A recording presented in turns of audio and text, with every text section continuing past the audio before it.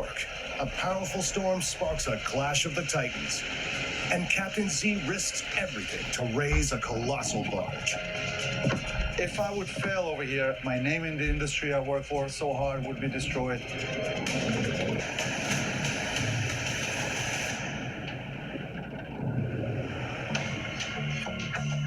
Long Island, New York. It's the largest island in mainland USA and home to 7.5 million residents. Close to the bustling Big Apple, it's also an industrial hub. It's September 2023, and the tail end of a tropical storm named Ophelia causes widespread flooding along the coast. In a scrap metal plant on Long Island's South Shore, a 200-foot barge is filled to the brim with rainwater and now sits on the seabed, blocking business at the dock. Eager to keep the company afloat, the owner calls in master salver Captain Z. Ullman. Merry Christmas. All of a sudden, I got the call. We have the barge sank. And that was a direct result of those storms. It just took a while for the barge to fill with that water and finally go down.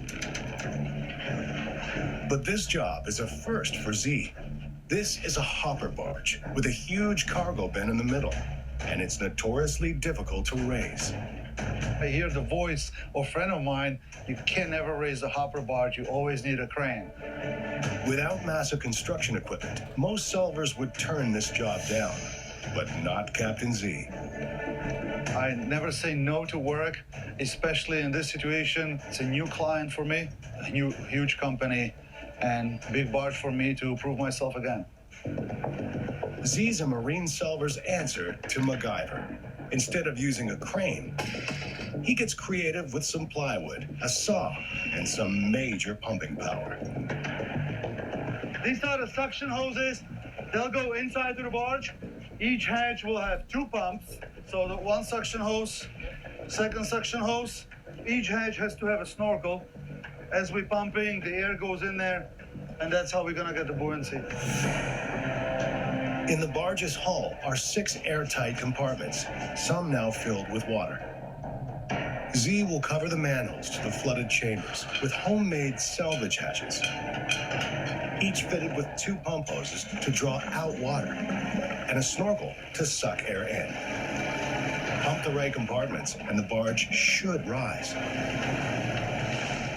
A lot of suction power. It's Wednesday, and to save the business, the site owner needs a fully running yard by next Monday. If Z fails to raise the barge before then, he doesn't get a dime. So that's a tremendous pressure on me. That's my biggest issue and biggest fear. If we start pumping and the barge is not coming out, hopefully that's not the case. Z needs the sea to be as shallow as possible, so the lower air pressure doesn't overwork his pumps. So what we're trying to do everything at the low tide. It'll give us the advantage of how high the pumps have to suck the water and how powerful they are. So the low tide is 4 o'clock today. We may have a chance to flick the switch and have the pumps installed and see what happens. Low tide is just 6 hours away. And if Z is to succeed, he must install all of the salvage hatches before then. So my head is spinning how to get everything on time over here. Let's just lay them all down. On hand to help is crewmate Andrew Mazalov. Well, you can prepare yourself, be optimistic, and just keep on charging. You have to be really stubborn with your job. You never know what's going to come at you and how fast it's going to happen. Happening right now is potential double trouble. From the look of it, the floating barge is actually sitting on top of our barge, which is why it's just tilted a little bit to the side. Unnoticed by staff, next to the wreck, another barge has drifted with the tide and beached itself on Z's. The water is going to go down 7 more feet, so there is a great risk it may actually flip over because it's sitting on a half of it. The listing barge could soon capsize, so salvage yard staff must move it fast.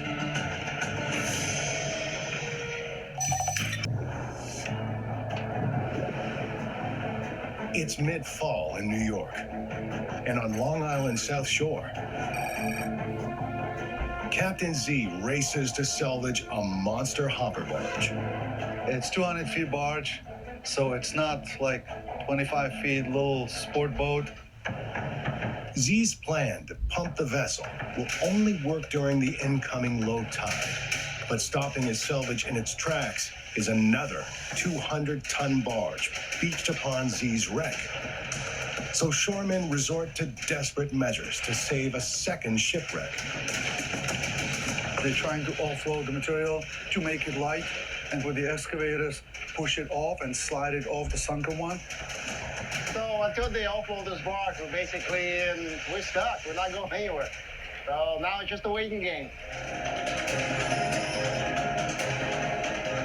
Eventually, the stuck barge floats free. We finally did it, you know. We're finally back to work. We're back in the game.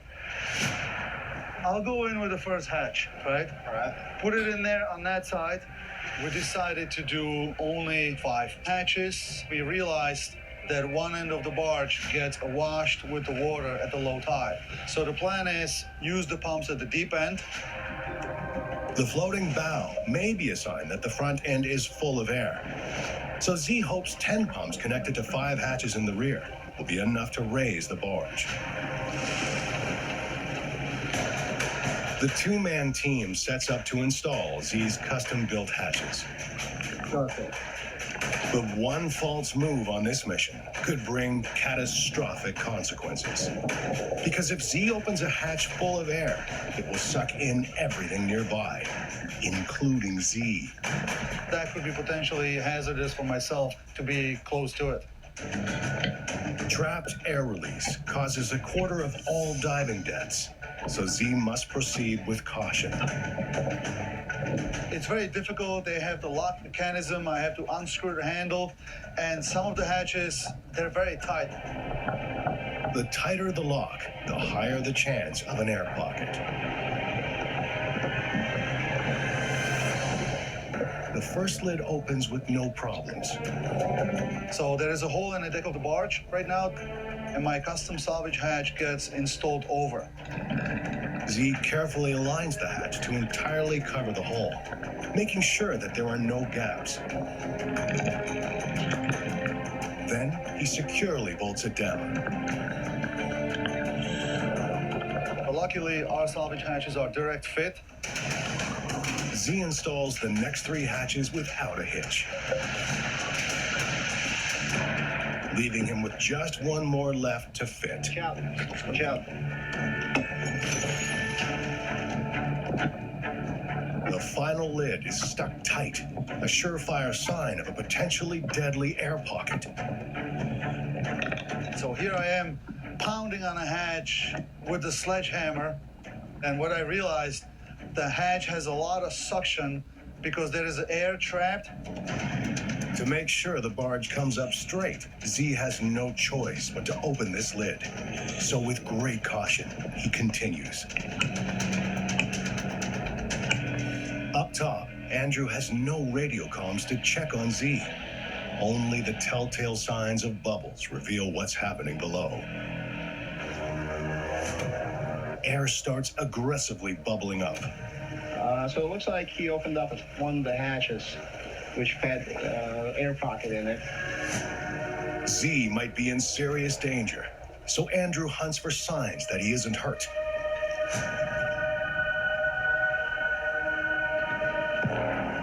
Then, Andrew sees a flow of bubbles moving away from the barge.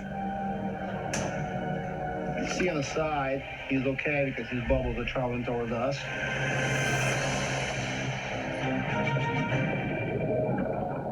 Z skillfully evaded disaster. Everything what was around the hatch, all the debris got all sucked into the barge, and the compartment was getting flooded with water. So immediately I have to move away and wait for the compartment to equalize, because that could be potentially hazardous. After waiting for the compartment to fill up with water, Z bolts down the final panel. Then he installs all of the snorkels and pump hoses.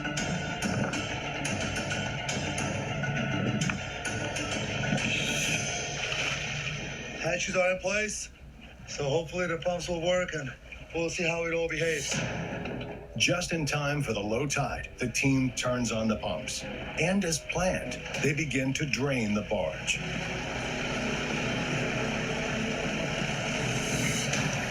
In the water, Z monitors progress. But the airflow into one snorkel has stopped. That corner, you can feel the air going in. This one I don't. So what it looks like that drain compartment is empty because the pump has no more water to pick up. A compartment filled with air means the barge should begin to move. The only thing what I see, the barge didn't come up. And I see it as a huge problem. Z estimated this barge to weigh 200 tons, but it's clearly a lot heavier. The reason why may lurk beneath the water. So we have to change the strategy. I believe we need the bigger guns.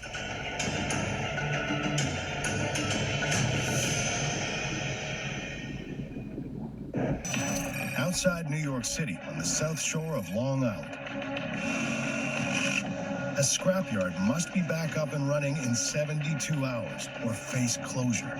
So Captain Z must raise a massive barge before then, or he won't get paid. It's the hopper barge, meaning inside of the barge there's a big compartment where this company is transporting the scrap metal. But it turns out the barge is still full of scrap, which is why it refuses to rise. That material, as far as the volume, is heavier than the water. So I believe when that gets offloaded, hopefully it will raise the barge. For extra precaution, Z is replacing 4 of his regular pumps with 2 new high-powered toys. This is the submersible hydraulic pump. We got 2 of these. It's 1,500 gallons a minute, the same as 5 of those regular pumps. All right, so it works. The excavators finish offloading. The operators over here, they were able to remove a lot of cargo from the hopper. There was like cars on top of cars and more cars and stuff. So that's a lot of tons, wood we don't have to fight. But low tide fast approaches. Z's only window for his plan to work. So I only have 2 hours to install the pumps with the new hatches, and then we have to start pumping. So yeah, I'm in a pretty much stressful situation to make it all happen on time. To swap in the new pumps, Z must first undo 2 of his original hatches. Off we go. But when the barge was hastily unloaded, some of the scrap fell on top of Z's hatch. Difficult to move and extremely dangerous. It's very challenging because some of the scrap metal fell on the side. My visibility is about 2 feet. I'm unaware the pile of mangled pieces right next to me, and I can end up right under the pile or under the rebars, and then it's kind of difficult to get myself out of that situation. Once Z has picked away the scrap, he can finally unclip the hatch. Open the hatch and you navigator hose, I'll turn it over. Now Z must place the new submersible pumps right inside the barge.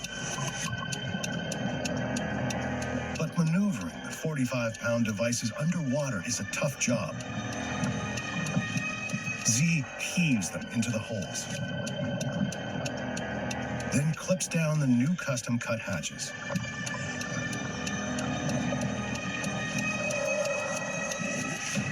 Looking pretty good. We fixed all the possible problems. Hatches are all sealed, so we're good for pumping. We're gonna start pumping now with 2 brand new powerful pumps. Low tide coincides with sunset, so Z's team must prepare themselves to raise this 200-ton monster in total darkness. Night is always more challenging. I'm very hopeful. I'm optimistic, but also like scared.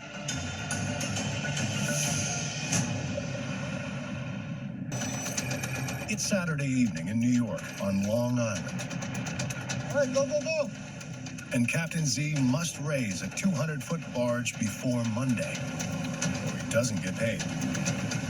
But he's never raised a vessel like this before, let alone at night. The operation is gonna carry through the dark. When we lose the light, people have to have headlamps. There is a risk people tripping on something, and it could lead to accidents. So we do have another elements, and there is a lot of time pressure on us. It's an hour after sunset, and the pumps have expelled over 400 tons of water. For the first time, the monster barge begins to lift.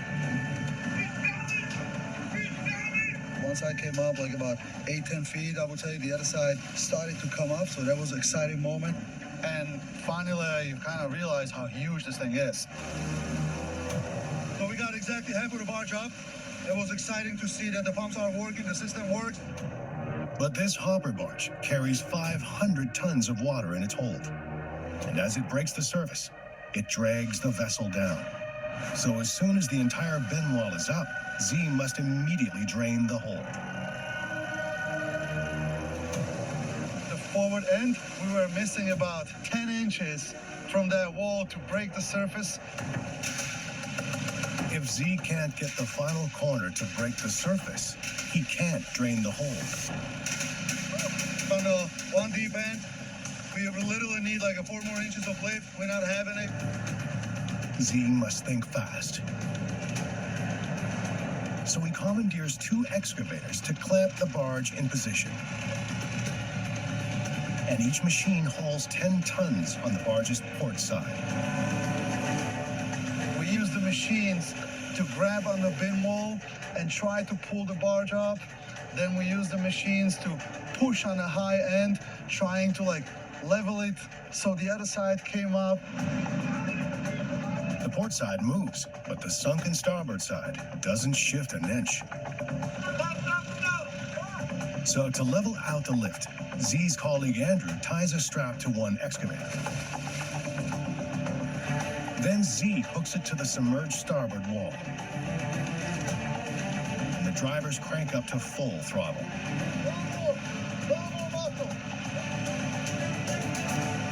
The guys with the machines were doing everything they could. They're very skillful. You could feel the motions of the barge. As 2 monster machines heave upwards, Z's professional reputation hangs in the balance. If I would fail over here, I can't even say. It would be catastrophe for my company. My name in the industry I work for so hard would be destroyed, and the financial burden would be extraordinary. But the 2 excavators are still no match for this massive barge. In the front, we had a problem where we needed additional like 8-10 inches of lift. That thing has to be like 200 tons. The team is now back to square one. If Z doesn't lift the barge tomorrow, this job's rising cost could sink his business. If we could pump that loading area, we would have had it tonight.